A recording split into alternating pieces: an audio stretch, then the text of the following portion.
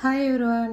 ఈరోజైతే మీకు ఈ పాలకూర పప్పు అయితే చూపించాను. నా స్టైల్లో ఎట్లా చేస్తాను ఈరోజైతే మీకు పప్పు ఎట్లా చేసుకుంటాను చెప్తానమాట. దానికి ఏమేమి కావాలా అని ఫస్ట్ మనం ఈ కూర కోసానికి ఎలా ప్రిపేర్ చేయాలో నేనైతే ఈ వీడియోలో చెప్తాను. నా వీడియో నచ్చితే లైక్ చేసి ఫాలో చేయండి. ఇంకా నేను చేసే కూరలు ఎలా ఉన్నాయో కామెంట్లో కనుక తెలపండి. ఇంక ఈరోజు వచ్చి నాది పాలకూర పప్పు అయితే చేస్తున్నాను. మంచిగా రెండు మాటలు కడుక్కొని బేడలు కడుక్కొని పసుపు పొడేసి పక్కన పెట్టుకున్నాను అనమాట. పాలకూర కన్నా కడి చేసుకొని 2 మాటలు కడిగేసి బాగా మళ్ళీ పక్కన పెట్టి వేరే నీళ్ళలో పెట్టుకుంటాను. ఎందుకంటే పచ్చగా ఉంటుంది ఆకని. ఇప్పుడైతే కట్ చేసి నాకు పప్పులో వేస్తున్నాను. కొంచెం చింతపండు వేసుకోండి, ఎందుకంటే ఇది ముందుగానే పుల్లగా ఉంటుంది ఈ ఆకు. మళ్ళీ ఎక్కువ వేసినా చెడిపోతుంది. ఎందుకంటే నాకు ఇంతకుముందు ఒకసారి అట్ట అయ్యింది కాబట్టి మీకు చెప్తున్నాను. ఇంకా 3 టమాటాలు, ఒక ఎర్రగడ్డ వేసి ఇంకా వాటర్ అయితే మనం చూసుకోవాలా. కొంచెం ఎక్కువ వేసుకోవచ్చు వాటరు, ఎందుకంటే మడిపోతుంది కాబట్టి. ఇంకా 6 విజిల్లు పెట్టుకొని పక్కన పెట్టేసి అది అయిపోతుంది. ఇప్పుడు దీనికి నేనైతే ఇంకా స్టవ్ మీద పెట్టేస్తున్నాను. ఇంకా అయిపోయింది కాబట్టి ఒక తులాల గిన్నె తీసుకొని నేనైతే దాంట్లో వేస్తాను. ఈ కూర అంతా ఉడికినాక ఆ గాలిపోయినాక తీసి ఆ తులాల గిన్నెలో వేస్తాను.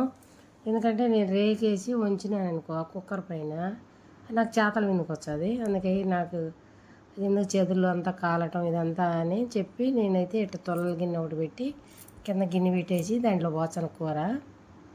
ఈ పప్పు అంతా దాంట్లో పోసినాక ఆ నీళ్ళని లోపలికి గిన్నెలోకి దిగుతాయి కాబట్టి ఈ కూర పైన ఉంటుంది, రుద్దుకునే దానికి బాగుంటుంది. లేకపోతే ఆ నీళ్ళుగా రుద్దాల్సింది వచ్చేది. అట్లా నాకు నచ్చదు అసలు. ఇంకా నీళ్ళని ఓడిచ్చినాను చూడండి, కిందికి పోతాయి నీళ్ళు. పప్పు అంతా పైన ఉంటుంది. ఆకు కానీ టమాటాలు కానీ మిరపకాయలు కానీ అన్నీ నీట్గా మెదుగుతాయి ఇట్ట చేసుకుంటే. నేనైతే ఇట్టే చేస్తాను. మీకు ఒకసారి చెప్దాము అని, ఎవరికైనా ఉపయోగపడుతుంది కదా. తెలియని వాళ్ళకి, కొత్తగా చేయాలా పప్పు అనుకున్న వాళ్ళకైనా ఈజీగా ఉంటుందని చెప్పి చెప్తున్నాను. తెలియని వాళ్ళకి మాత్రమే, తెలిసిన వాళ్ళు అందరూ ఇట్టే చేస్తారు నాకు తెలిసి.